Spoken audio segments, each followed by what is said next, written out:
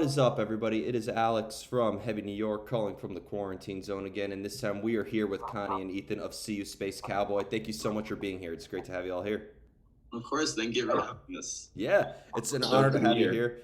We've this See You Cowboy has been requested to be on this channel numerous times, so it's great to finally happen. And thanks to all the viewers for also helping make it happen. And most of all, thank you for some new music to wait out the rest of these uncertain times with. We got the Romance of Affliction coming out November 5th. Do you want to talk about like what the intention was behind the making of this album? Was like the intention to just make a direct continuation of the correlation between entrance and exit wounds, or was this meant to be like a new beginning for See You Cowboy?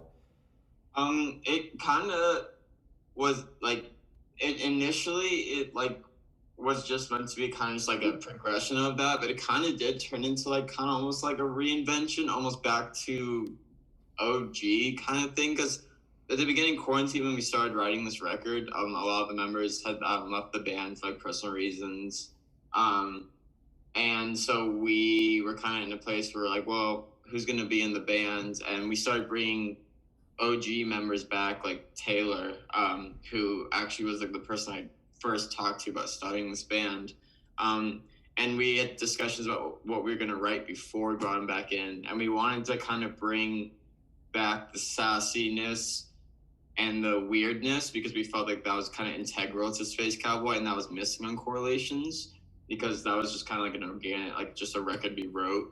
Um, and we wanted to like kind of mix that with like more melodic and like try and like go back to that notion of just like how the band started, which was just like throwing everything we wanted or what we liked into a blender and just like making it work.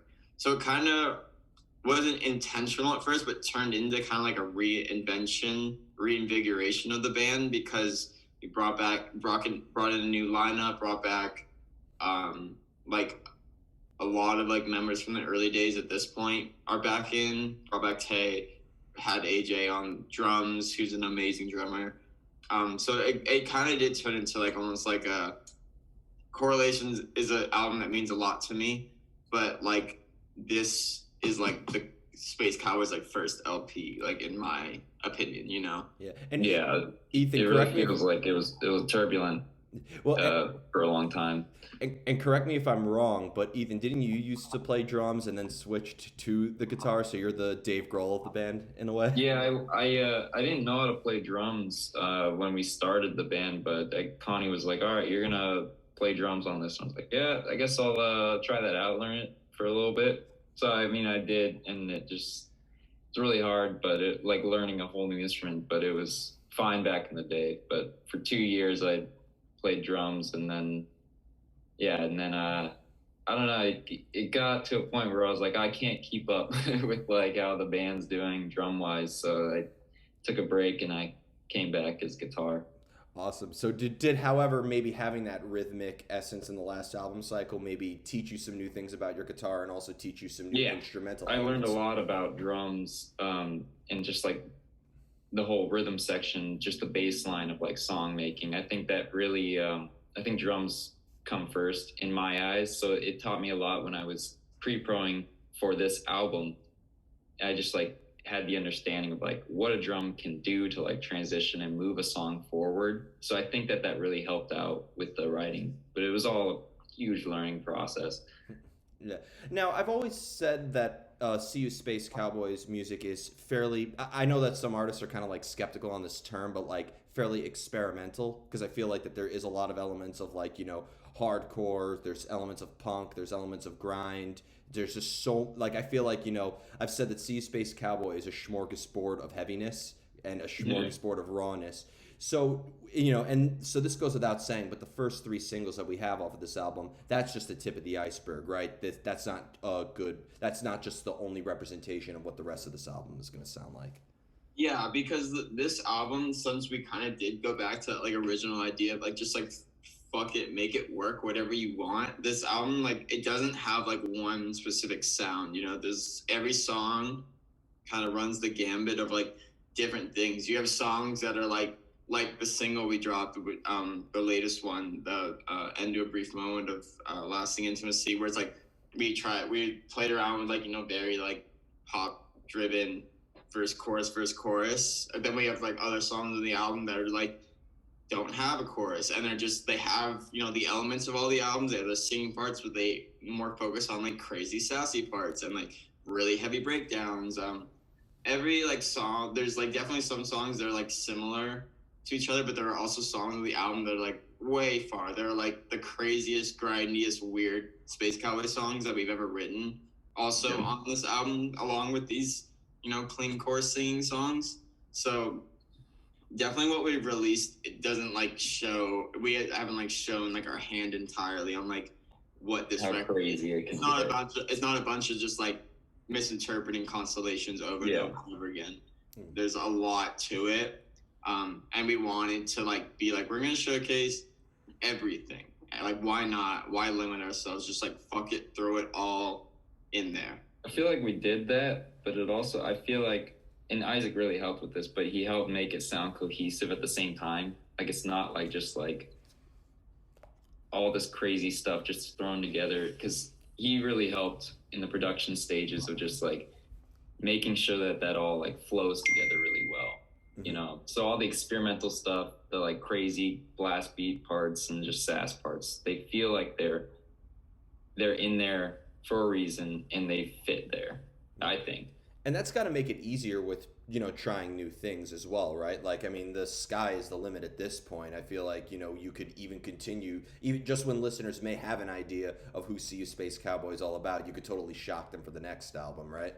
Yeah. That's kind of what we did, because I feel like there are going to be a lot of people who got into this band during the Correlations era, and they're not really going to know about like the first like 2 years of this band, that like the songs for the Firing Squad era. And they're going to be like, you know, kind of caught off guard that we, you know, all this like sassy, weird, dancey stuff is in there. Or to everybody who's going to hear, like, who heard that, like, we put like clean singing choruses in here. And like, it'll like, it definitely will, you know, shock a lot of people, but like, also just like, don't really care, because it's like, make the music that I want to make.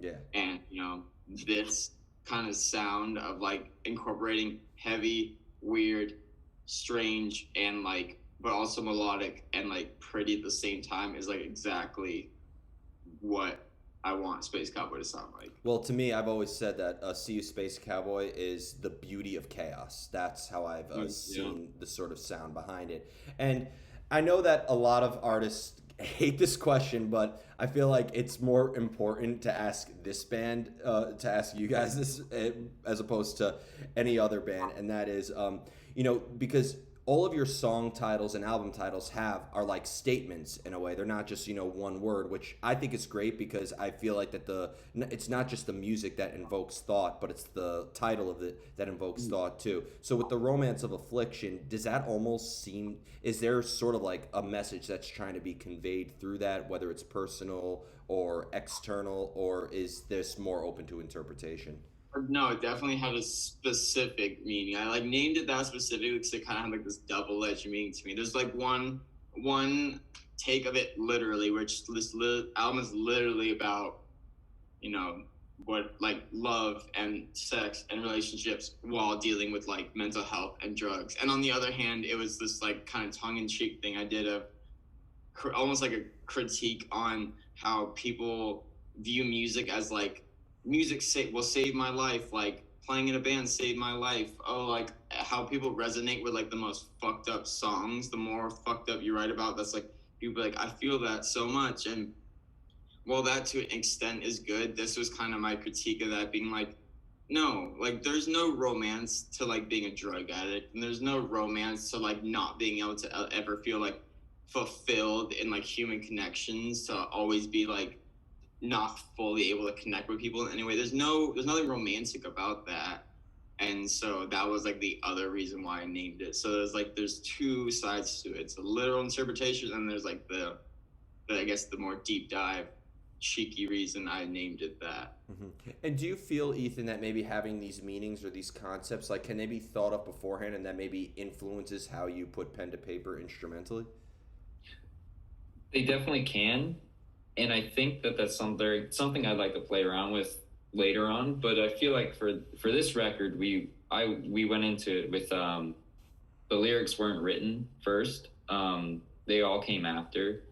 So, but I feel like the way that I wrote the music, I feel like it pushed forward and it gave Connie that template to be able to like sprawl out her words and her ideas onto those songs.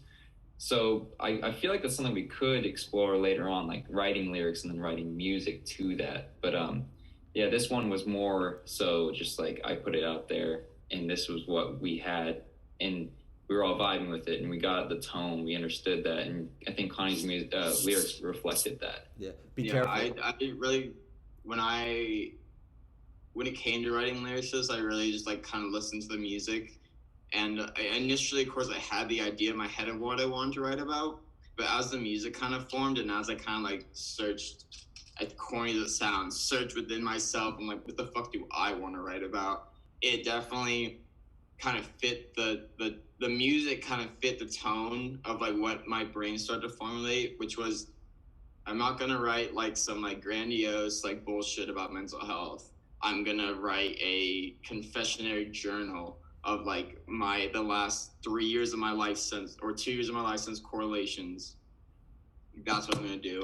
And the fact that the music is kind of so, it's centralized but all over the place in terms of like tone, that I can have sassy parts and sad parts and heavy parts in the same song really works for me, because no emotion or no thing for me is ever one note. There are depressing ass fucking things that happen to me that I can also like, that I can be really sad about and have my breakdowns about, but also be really satirical and like kind of laugh at my own misfortune, and then I'll get back to sad within like the same song. Mm-hmm. So it works to like really reflect how I deal with things. Like I deal with things in like a wave. It's never just, I'm just sad about this. It's sometimes I'm sad and sometimes I'm fucking laughing at the void, and then sometimes I'm like deep down in the depths. You know, it sounds like your songwriting process is it reminds me a lot of the novel Candide by Voltaire, because Voltaire was always, Candide had one tragedy after another, but there was elements of sadness behind it, but then there was also elements of humor behind it as well. So I think like I think if Voltaire were to listen to a hardcore band, SeeYouSpaceCowboy would have been. That's definitely like my thing. His philosophy is huge for me. I definitely like took a lot of like my absurdist influence from Albert Camus for this record, in the sense of like accepting and understanding the world as it is, and like not trying to change it, and just being like, you know what, this is it. This is it. This is absurd. My life is fucking absurd. Like, here it is for you. No sugarcoating. No trying to find purpose in it. No trying to find meaning of it. Like, this is my life. It's absurd, and I accept that. And so like, here's an album. And that's, I think, the greatest statement you can make towards it. And going back to Voltaire, nothing is more punk rock and hardcore than rigging the lottery as well. So combine the philosophy with the rigging of the lottery. Just in case you want to get some extra promotion there, some ideas. I mean, something like Voltaire, something pushing the free thinking in a dark time. Yeah.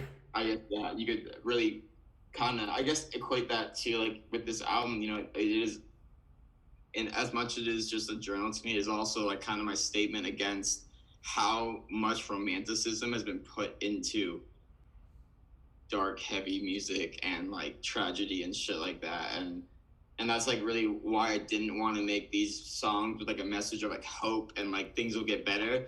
Because it's not. I'm not going to romanticize it. It's like, that's why I've been so open with interviews to be like, you know what?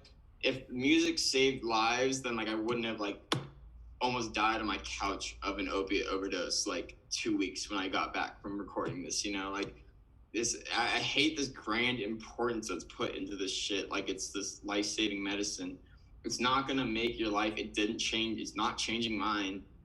This is life. It just is what it is. Like, go to fucking therapy. I had therapy right before I got off. I just got off my therapist and hopped on here. Like, music's not going to save you. Romanticizing all this shit is not going to save you. You need to save yourself. And I think that's a very important message. And I think, and because it's not even just the sound of "See You Space Cowboy." It's not like, because having this meaning is great and having this lyricism is something that needs to be addressed. But I also think being as upfront with your meaning, the music in itself is also very upfront. You know, like Yeah. I couldn't think of another genre or another style, even within heavy metal, that can ultimately, convey this message in the way that you are doing it right now. And I mean, I think that that's why, to me, the weirdness of Space Cowboy is so important, and why, as much as correlations means something to me personally, because of what I was going through at the time of that record, it's not a sound that I have any interest in pursuing right now, because it doesn't reflect how I feel about things now. Now I need something like that Ethan and the band can deliver, and it's like that it delivers a complex message and isn't one note in any sort of way, that can deal with the variety of emotions and feelings and shit that comes with, addiction and everything that I write about: addiction, relationships, sex, violence, fucking violence against yourself, like everything. definitely. And Ethan and the band delivers the kind of music that like I need to be able to express myself over.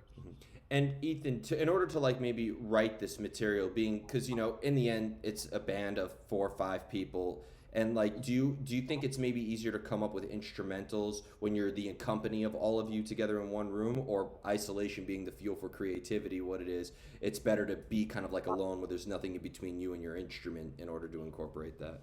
I think for me personally, well, because for this, I at first it was essentially just me writing by myself. I tend to like bring out my ideas best when I'm alone, and I get it across that way. I think later on down the line is when I like to bring people in to get their ideas, but more so with like composition, and putting things together and piecing the parts together. But I think tonally, I like to see how I like to put that out. I think that's the best way that I operate. So with writing this, it was just basically me for the first year, just writing all this stuff.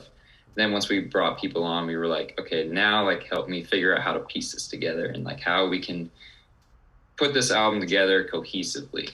And with Yeah. the It was a lot of just, Ethan would write shit and show it to us, and then we would meet up and be like, all right, like, let's kind of like pick this apart a bit. But Ethan was definitely the one who always drove. There was no like telling Ethan what song to write. Ethan wrote a song and brought it to us, and we're like, okay, this is how we can improve it, or this is how we want to change it. And then we didn't even worry about vocals till there were like 30 songs written. And then we went and started pre-proing vocals. And then we took it all to Isaac, and then he did his magic with us. And then we went in the studio right after that. It was a long process. I mean, like, as much as we talked about shit, like what we wanted to do, like Ethan definitely shaped the sound of this record, and it just happened to be like the perfect tone for what we wanted to do, and like it's just the perfect vessel. And Ethan, I'd imagine that you'd have to, with the experimental aspects of this album, you were probably like a mad scientist with the amp settings and the Yeah. pedals and all that shit, right? There's a lot of stuff on the chopping, on the floor after chopping it up, but that's just what happens. It's also I'm pretty new to like writing songs, like 2.5 years in, so it's been a huge learning process in terms of like figuring out how to do it all. So there's a lot of stuff that's just like, right, like we said, we wrote 30 songs for this thing, so there's just a lot of stuff that wasn't used. You ever worried Yeah, that song's gonna be a B-side and just be the biggest hit you've ever had? I mean, that'd be pretty cool. I'd like to do B-sides. I mean, we kind of just threw Ethan to the lions. We are kind of just like, I think he had wrote one album before this for his side project, and we kind of just like, well, after our old main songwriter left, I'm like, well, Ethan, it's your job now. Like, you're gonna make a Space Cowboy record. Like, have fun. I had all of COVID to learn though, but I'm still learning. So it's hard, It's like, it's one thing to be able to write riffs and be like that, but like it's a whole, like, composition is a whole other beast in itself. Yeah, but you never stop learning, and especially if you're an artist. And Yeah. and I have 2 more questions, and we'll do the most difficult question I have, and I want you both to answer, because I really want to see what the answer is going to be from both of you. How do you know when a See You Space Cowboy song is done? Oh God. Well, they never really were. And this is, I guess, the beauty of Isaac coming in at the end to like be like our like knight in shining armor, because we really, the way that we wrote this album was that's why we just wrote 30 songs. We just kept going and like kept thinking about things for the songs, and we kind of let Isaac be judge, jury, and executioner in that way. When we took everything to him after pre-proing shit out ourselves, we then pre-proed everything out again with him. And like that's where we really went to him and we're like, Isaac, like we have this shit. We have more material than we ever need. What do we do with it? You know? And that's where he kind of really came in and be like, okay, like I like these songs, trash the rest. We're gonna write some new songs. Like we're gonna go through and edit all these songs and like fix up these guitar parts, fix up like these transitions, change this part, blah blah. So for me, as someone who's really skeptical at first about having a producer, he really kind of just like swooped in and, like Ethan said earlier, helped make this album a cohesive thing from just this like catalog of songs that would span like you could put out as like 4 years worth of material. And he really was like, okay, like this is how we're gonna make a fucking album out of this stuff that you brought me. Yeah. I could never tell you myself when a song is done. I'll still listen to songs and be like, damn, I wish maybe we could have done this, maybe we should have done this. But he really helped kind of be like a judge with the gavel and be like, all right, song's done, court adjourned, move on to the next one. All right. Yeah, and I mean, I feel the same. Essentially, for this album specifically, I knew when a song was done when we were in that production stage with Isaac. That's when I really like felt finalized. But I think that just comes with the territory of like he was working with us as a producer, so like that's when it's all said and done. But I mean, in terms of like when I'm pre-proing and I'm actually writing a song myself, I think it's there, and I think it's done when I've hit all the beats that I think should be inside of a Space Cowboy song. I want it to feel like it has the best of both worlds in terms of like what Space Cowboy is, like with our identity as like a sassy band, just chaotic, but also I want to feel like it's also like pushed forward and the evolution is there in the progress, because I don't want to stay stagnant and be like, well, this is what we're doing. I wanted to push it forward, but also have that old integral part of what made Space Cowboy. That's when I feel like a song. That's one thing I've noticed about this album, actually, with the Romance of Affliction. When you start off with song one and end with the final song, you see an evolution. I feel like that this album is not meant, and I mean it in a good way, it's not like meant to be an album that you put on shuffle or like listen to one single or anything like that. I think you really get an essence of evolution as you move forward, and every song kind of leaves you wondering what's coming next. We definitely wanted this, like when we were talking with Isaac about how to like, you know, order it and stuff, and we made it an album that you listen to front to back. It's not a hit singles, boom, hit the song you like. We made it so like it's supposed to be listened to. You know, there's a reason that the first track is what it is. There's a reason that the next track is what it is, and there's a reason where the interludes are, and there's a reason to how it ends. Everything is looking for like a reason. It's like meant to be listened to front to back. I think it's all intentional too. I don't mean to toot my own horn, but I really don't feel like there's any filler. I think everything serves a purpose on this album. As somebody who's listening to the album as a consumer, I say I agree with you 100%. There is no filler. It's meant to be listened to front, back, side, and side. So. Yeah. And then this leads me to my final question. We talked a lot about the songwriting, and I'm very excited to get my first See You Space Cowboy experience in Brooklyn very soon with Wrist Meets Razor and so many other great bands on the bill. Is there just like maybe a similar energy or anything similar about your live presence as you do when you are songwriting? Is there maybe a similar energy or a similar sort of artistic entity to it, or do you consider playing live and songwriting or lyric writing two completely separate entities not related to each other? For me, they're definitely completely separate, because we are a band that likes to go kind of crazy on the stage. You know, like our bassist like take off his bass, throw it in the air, like go crazy. That performing to me is entirely different. Even for me, like in the studio when you're writing shit, you're really focused on the sound and blah blah blah, on stage, sound is not so much of a thing for me as much as just getting out there and like going as crazy as I can to like get, that's like my catharsis time. You know, live performing, like writing and recording is cool, it's stressful, it's semi-cathartic, but like live performance is like the catharsis. That's where you go until you're puking on stage, you're so tired, and you're just letting it all out. So to me, they're so different from each other, and they play like vital roles. Like I could never really be in a studio only band that's as fulfilling as like being in like a band that tours and performs, because performing is such a huge part of being in a band for me.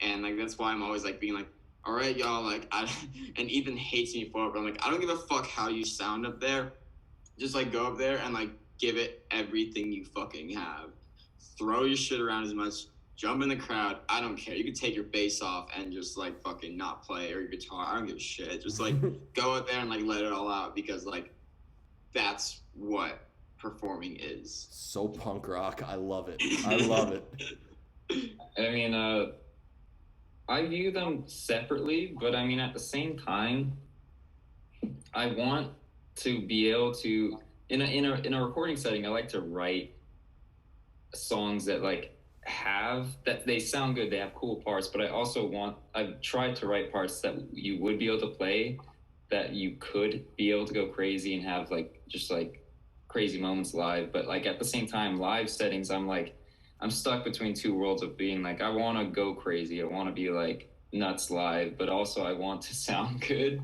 So I'm stuck in that place. But I always say that, and then I get up on stage and it kind of just all comes out, and you're like, okay, it just happens. He fights me every time. He fights me every time, and then I look over and he's just like fucking like doming out, going crazy. I'm like, why not just be like, yeah, Connie, I'll go crazy. You're gonna do it every night anyways. Why do you always be like, no, we gotta sound good tonight? I love how different your answers were. That just made this question, because I've asked this question a lot to a lot of the bands I've interviewed, and it's gotten kind of cliche at this time at certain points. But I got to tell you that this was I love the contrast between that. But do you that's what happens when you have siblings in a band? There's always going to be two different mindsets, but you'll always kind of meet in the middle. Like even though I go crazy, I will always sing every single word of the song. I will never not sing a part, you know?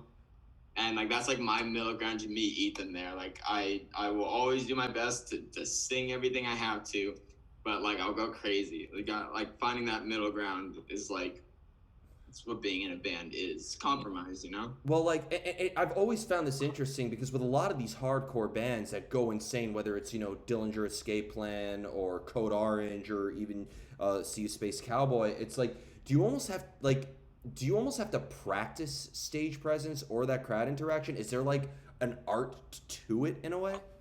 Not really. I mean, there's definitely, Space Cowboys always have, like, we've been known as the band, like, that's kind of how we got attention in the beginning, as the band who would throw the guitars around and blah, blah, blah.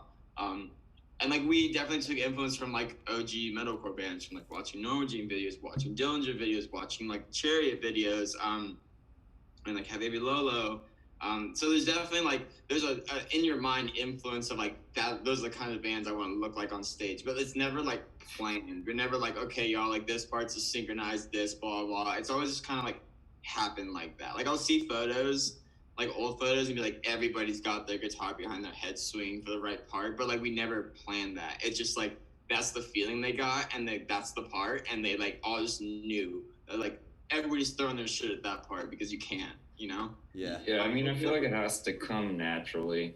Yeah, it's never choreographed. It's there is always an influence kind of in your mind of like seeing band videos and be like, that's fucking sick. I was so dreaming of the day I can do the Dillinger headwalk when I like play to enough people who like me and won't get like too pissed off if I'm really stepping on their heads, running out halfway into the crowd. You know, like there's definitely moments of things that I want to do that I look forward to doing.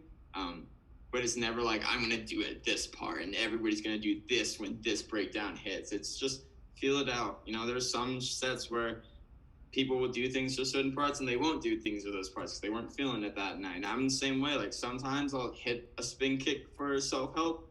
Sometimes I won't. Sometimes I'm not feeling it and I'm too tired. Yeah, fair enough. And that's what keeps it interesting. There's no two live performances that are alike.